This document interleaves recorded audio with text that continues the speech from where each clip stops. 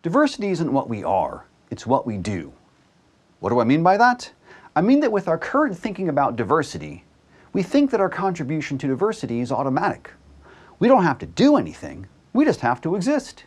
You look at me, I look at you, we realize we're different in some way, and then we both get to say we experience diversity.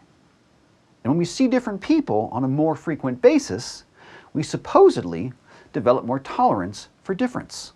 That's the reward of diversity, we are told. Well, here's what I think about that.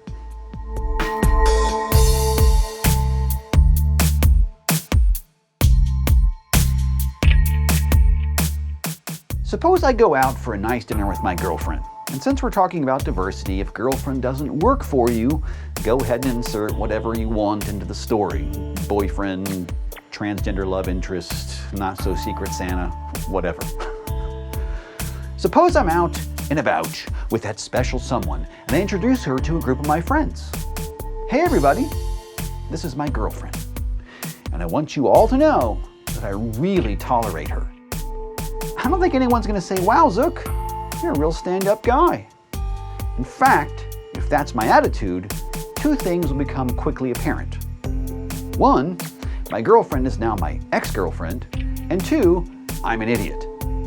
Tolerance, in other words, is not a social virtue, and for diversity, quite frankly, it's a disaster.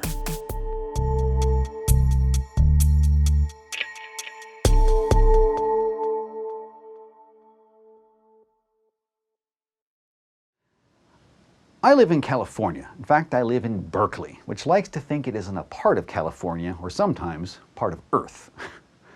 And one of the things I hear over and over again, aside from questions like, dude, is this weed gluten-free? Is the claim that California is a very tolerant place. We've got so many different kinds of people here, and we tolerate them all. Now, in my opinion, which some people simply call the truth, that tolerance is superficial. It comes down to simplistic statements like this.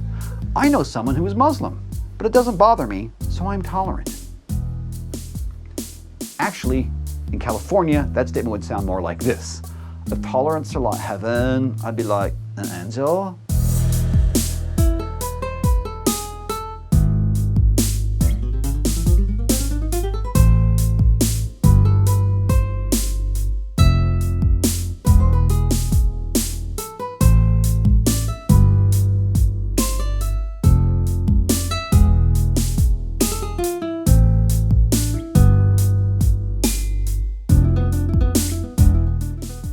Anyway, but you know what?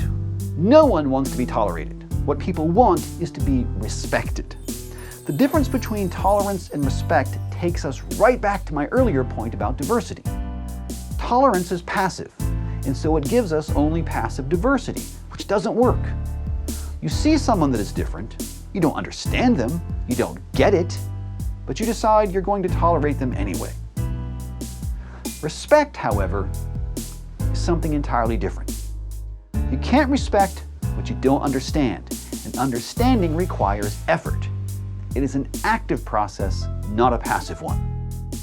To my mind, diversity can't succeed without respect, respect can't happen without understanding, and understanding can't happen unless we start that dialogue we all know we need to have. And on that point, one last thing. When you start talking in that dialogue and you want other people to listen to your story, remember that you've got to listen to their story too. If we're all just talking incessantly about ourselves and about our groups, all we get is noise. This is why I say that diversity is not about what we are, it's about what we do. Displaying the difference between us, between our different groups, isn't the goal. It's the understanding of that difference across the distances between us that we need to cultivate. That's how diversity is something we do. That's the only thing that has any chance of bringing us peace, justice, and a new kind of diversity that's worth working for and worth fighting for together. If we get diversity right, the benefits will be tremendous. If we get diversity wrong, the cost will be catastrophic.